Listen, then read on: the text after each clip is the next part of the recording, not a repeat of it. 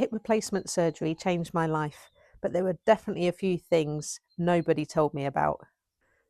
From sleeping struggles, daily injections, and emotional highs and lows, some things really caught me off guard. What I wasn't prepared for was the emotional highs and lows. I actually thought about the surgery more mechanically and what I needed to do and my rehab rather than how I'd actually feel, because it was a major operation. One day I felt amazing, and the next day I just thought I'm never going to get better. So it was definitely an emotional roller coaster. I found one of the best things personally for me to do was to do a list of things that I could do every day. So even from day 0, it would be maybe get up with my walking frame. Day 4 was going to the toilet. Day 6 might have been something else. Day 21 was hoovering. So all these tiny little things that don't make any difference to anyone else, for me, it was a massive milestone. Wow. I've just tried to do some physio.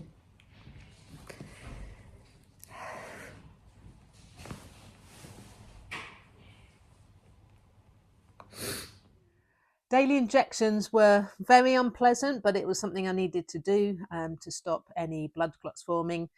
So it was a big needle in the stomach every day for 28 days. And I got just really anxious and hot sweats before having it. And that's all I thought about all day. With some research, we found that we could take tablets that weren't offered to us, but we went back to the hospital and they, luckily enough, changed the injections to tablets, which were the tiniest little things. So if you can do that and take tablets rather than injecting, I would definitely recommend it. So do your research. Yeah, Medi, just... Oh, man. The government says it's working out the best approach to take the ban forward. Consultation. A great tip, we were told, to have a bin bag so that when you come out of surgery and you're going home, you can put your bum down, because obviously you can't move your leg. Stick your bum down like so, and then with the slidiness, pick your legs up and you can just slide round like so. As you can see, I'm sitting at a 90-degree angle, so we had the car set for a nice position like so, where I was leaning back and I had a lot of leg room. I was more in this position, and then coming out of the car, just trying to lift and slide around. So have something slidey in your car for your home trip. I'm as laid back as I physically can be, but still being slightly legal. And we're just off to get a few more painkillers. But the next job is to get up the drive. Preparation is key, and you need to have your house prepared for when you come out of hospital. If you're lucky enough to have someone at home that can do a lot of jobs for you, that's amazing. If you're on your own, you just have to double check everything, and I suggest making lots of batches of food and putting them in the freezer so you don't have to cook. Like the toilet seat raiser, lots of cushions, the aids for the bathroom, things like that. So make sure you have it all done, because when you come out, you're not really going to be able to do anything yourself. I did make a video about the 9 essential things to prepare for your operation, so just check the link out, and that's a great video. In the pre-op, which was a month before the operation, we were given some things and some information about how to use it all. Now I had to use this. It's a hair and body wash leading up to the operation and for 2 days after. And then I had this stuff, which is a nasal gel. So you have to put it all around, you see, to put that all around the inside of your nose, just to cleanse the area and medicate it before treatment. Also, you're not allowed to eat 12 hours before the op, and mine was set for 7 a.m. So that was 7 p.m. I couldn't have any food afterwards, and no water at all for 2 hours before the op. So for me, that was one of the main struggles, because I love eating. Compression socks had to wear for 6 weeks after the operation to stop blood clotting. As you can see, to put on a sock, you have to be able to have hip flexion. And with my extra long toes, I do find it quite hard. My wife did this job for me every day or twice a day. and you have to pull them up to here and then wear them all day, but I'd have to take them off for showering. So there's no way I could have done that on my own, and even the sock contraption I had wouldn't fit these socks on. God, they are awkward. Andrew, it's your favourite time of the day? Yeah, I'm sweating before I even attempt it. Yeah. So I can slide that one on easily. No, actually, this feels a bit easier. Okay. Maybe we've... Oh, I forgot to give another tip. Hold on. Sleeping on your back for 2 weeks, I think. Number one, because you can't lie on the operated side. Number two, you can't lie on this side because the operated side can't cross your body. And it was not just being able to sleep on my back, which was quite weird for me because I'm a side sleeper, but the thought that in the middle of the night, if I try and roll over, my hip could dislocate.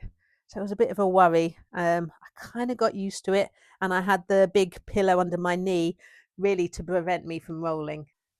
A lot of the tips we're given is all about preventing blood clots, which is essential, and that's the last thing you want to do after your operation. So the DVT pumps that I had to wear while I was at hospital, and I was in for 3 days rather than a day release. I had those on, and they self-inflate and then deflate every 30 seconds. If we can put a clip on, you can see it, and they're really loud. Had to wear it all night, and there was no way I was sleeping. So not being able to sleep the first night after surgery, I'm lying there on my own, listening to the pumps inflating. The nurse comes in every 4 hours, and you just think, I've actually gone through major operation.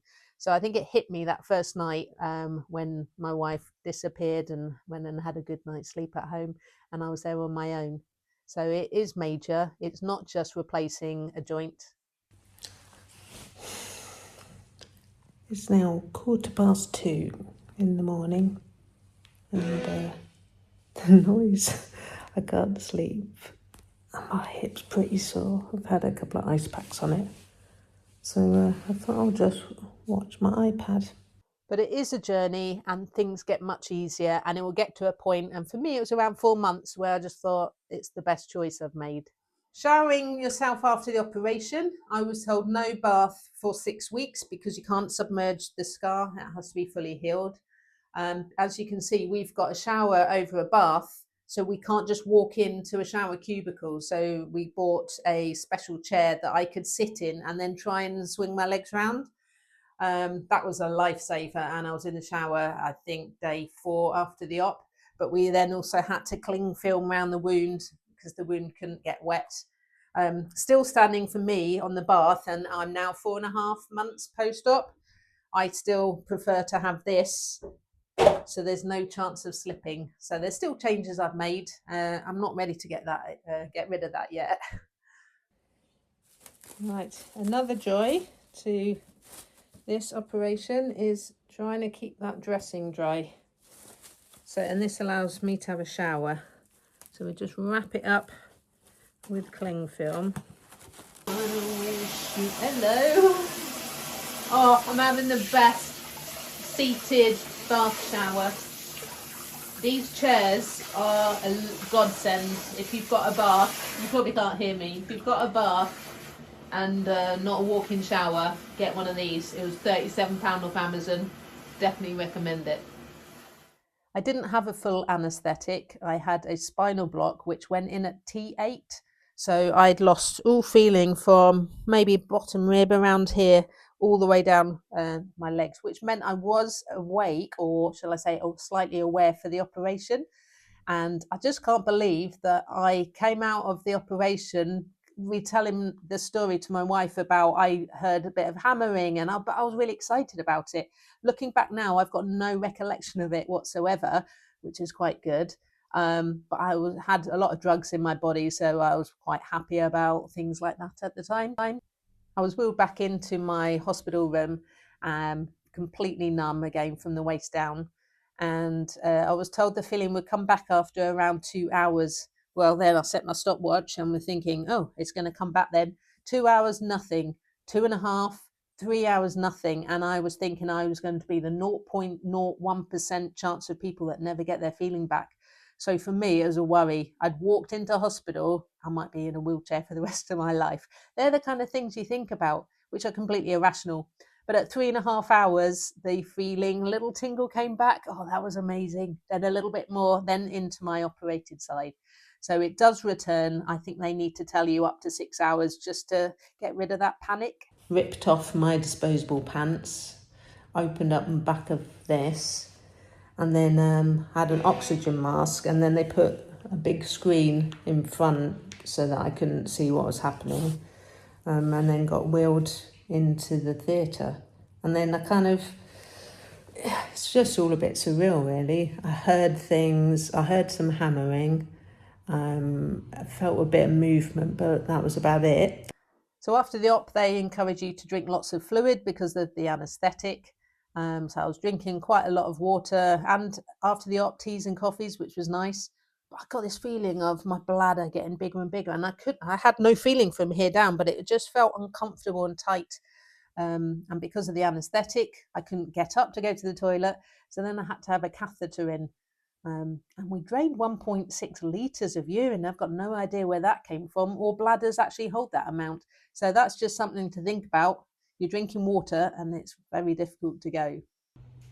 So I've just drunk as much as possible, and now my bladder's got a litre of fluid in it, and I need a catheter because I can't feel anything apart from it just being uncomfortable. So that's the next little joy to look forward to.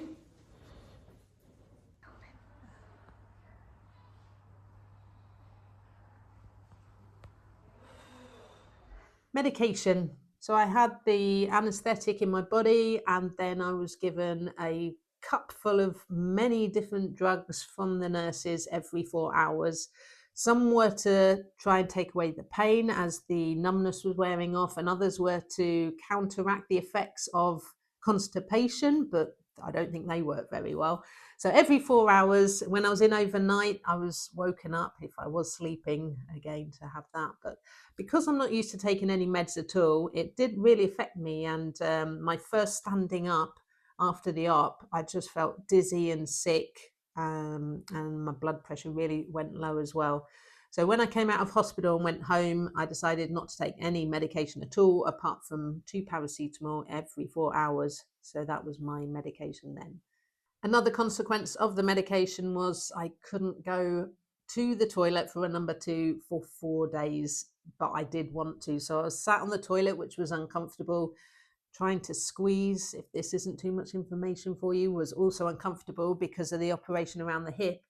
But day 4 was a good day. Woohoo! Guess what? What?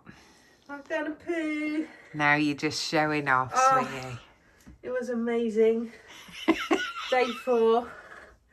I mean, I know viewers don't want to know this, but it's another thing I needed to tick off the list. Oh, it felt so good. Good. I hope you have found these insights useful and make you more prepared than I was. Thanks for following my journey. There's plenty more videos in this set on hip osteoarthritis and hip replacement. So please like, share and follow.